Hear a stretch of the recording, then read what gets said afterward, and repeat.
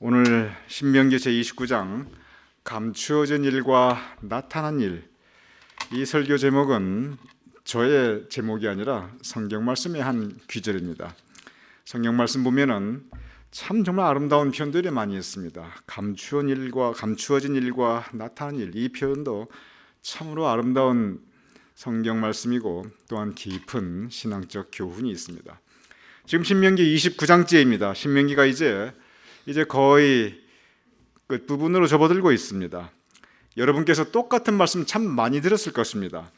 제가 일부러 반복했다기보다도 신명기에서 그렇게 계속 반복하는 말씀들입니다. 아마 여러분 이제 지금쯤이면 계속 들으신 말씀이 너의 하나님 여호와의 말씀을 청종하라, 즉 청종하라, 듣고 행하라, 여러 번 들었을 것입니다.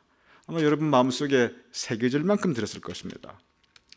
나는 너의 백성이요, 나는 너의 하나님이요, 너희는 나의 백성이다.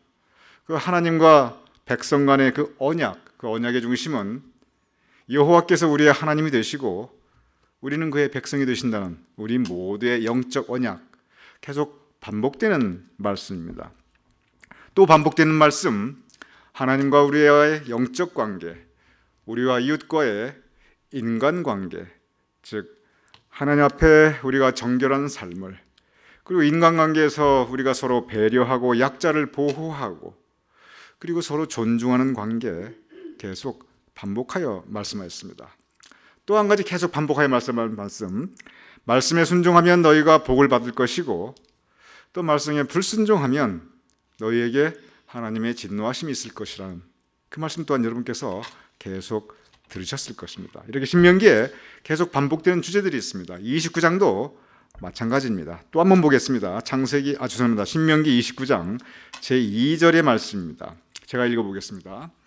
모세가 온 이스라엘을 소집하고 그들에게 이르되 여호와께서 애굽 땅에서 너희의 목전에 바로와 그의 모든 신하와 그의 온 땅에 행하신 그 모든 일을 너희가 보았나니. 자, 요단강을 건너가기 직전입니다. 신명기의 모든 배경은 똑같습니다. 요단강만 건너가면 가나안입니다. 그 전에 이스라엘 백성에게 모세가 주는 마지막 교훈입니다. 모세가 이 신명기 말씀 쭉 말씀해 주시고 그리고 하나님 곁으로 갑니다. 세상 떠납니다. 유언이에요. 신명기 전체가 모세의 마지막 가르침이지만 또한 하나님의 말씀의 가장 그 진수입니다. 그래서 오늘 이 신명기 29장 2절에서는 가나안으로 들어가기 그 직전에 모세가 온 이스라엘 백성을 소집하고 그리고 무슨 얘기를 하냐면 과거 이야기를 합니다. 그들에게 이르되 여호와께서 애굽 땅에서, 이스라엘 백성이 애굽 땅에서 뭐 했습니까? 노예 백성이었습니다. 가장 힘든 시절, 사람 대접 못 받았습니다. 살기가 너무 힘들었어요. 그게 애굽 땅입니다. 애굽 땅에 살았던 걸 기억하게 합니다. 그리고 너희의 목전에 바로와 그의 모든 신하와 그 온 행하신 모든 일을 너희가 보았나니. 죽을 수밖에 없었던 이스라엘 백성들을 살려주셨습니다. 10가지 재앙을 다 지켜주셨습니다. 여기 보면 이스라엘 백성들이 너희의 목전에 눈앞에서 모든 것을 너희가 보았나니. 그러면 보고 듣고 그리고 분명히 느꼈어야 합니다. 그런데 무슨 말씀이 곧바로 이어지냐면 3절, 4절 제가 읽어보겠습니다. 곧 그 큰 시험과, 얼마나 큰 시험이 있었습니까?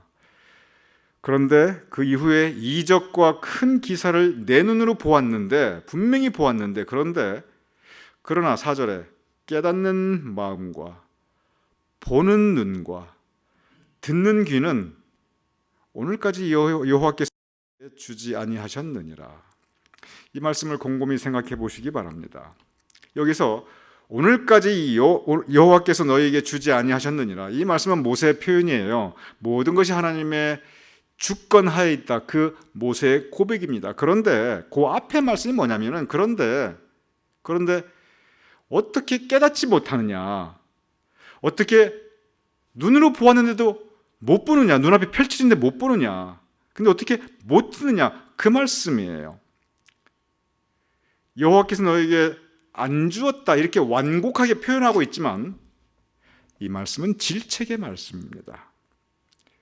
그렇게 하나님께서 그 시험 가운데 기적을 베풀어 주셨고 10가지 재앙 가운데도 보호해 주셨고 홍해바다를 앞에는 홍해바다 뒤에는 애굽 군대인데 기적으로서 그 홍해바다를 갈라주셨고 그리고 40년 동안 지켜주셨고 보호해 주셨는데 내 눈으로 다 보았는데 1절 너의 목전에 다 펼쳐졌는데 그런데 어떻게 못 깨닫느냐, 어떻게 못 보느냐, 어떻게 못 듣느냐, 그 말씀입니다. 여기서 여호와께서 너에게 주지 아니하셨느니라, 그러니까 하나님의 뜻이다. 이것은 이 표현이 아니고 완곡한 표현이에요. 굉장히 점잖은 표현이지만 이스라엘 백성을 강하게 질책하는 겁니다. 오늘 이 말씀이 사실은 우리에게 들려주시는 하나님의 음성일 수 있습니다. 여러분의 지난 삶을 한번 쭉 돌아보시기 바랍니다. 여러분의 인생 기간에 애굽 땅에 거하셨던 때가 분명히 있었을 것입니다. 여러분의 인생 여정에 홍해, 앞에는 홍해, 뒤에는 애굽 군대. 내 인생 진퇴양난이구나. 어디 빠져나갈 곳이 없구나. 이런 절대절명의 위기도 여러분 있었을 것입니다. 그런데 모세 오늘 이 말씀 뭐냐면, 그런데 3절 곧 큰 시험과 그 큰 시험이 있을 때 이적과 기사가 있지 않았느냐, 하나님께서 지켜주시지 않았느냐. 우리의 지난 인생이 그렇다는 것입니다.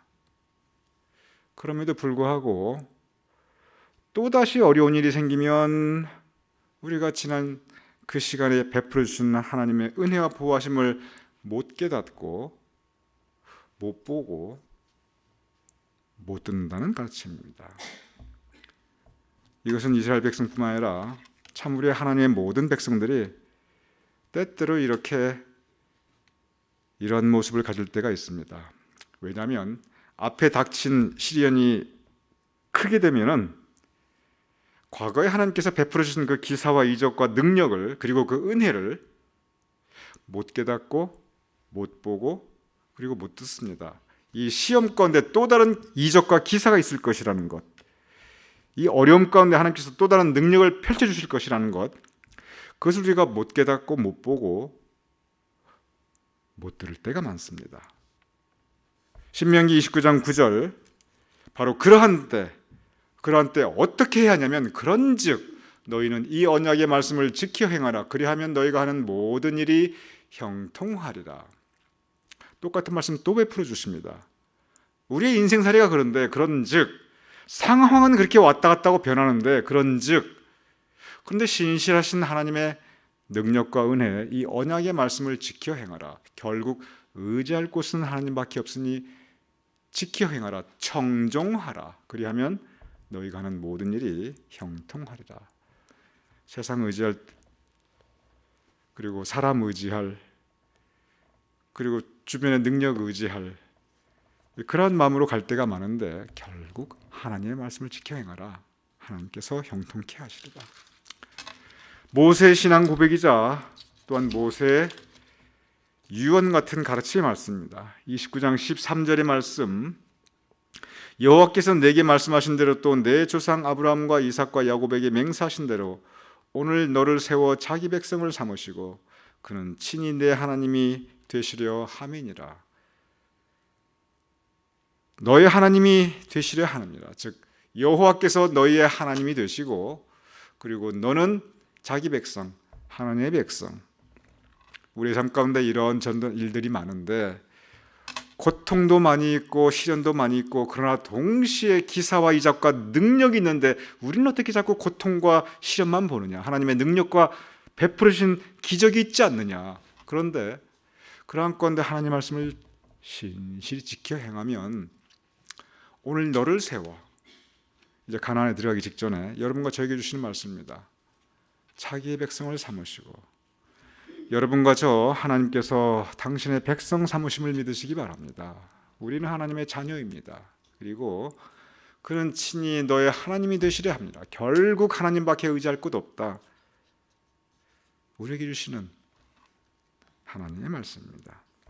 그러면서 나타나는 오늘 그 설교 제목의 그 아름다운 표현이 29장 29절입니다. 우리 다 같이 읽어보죠. 시작.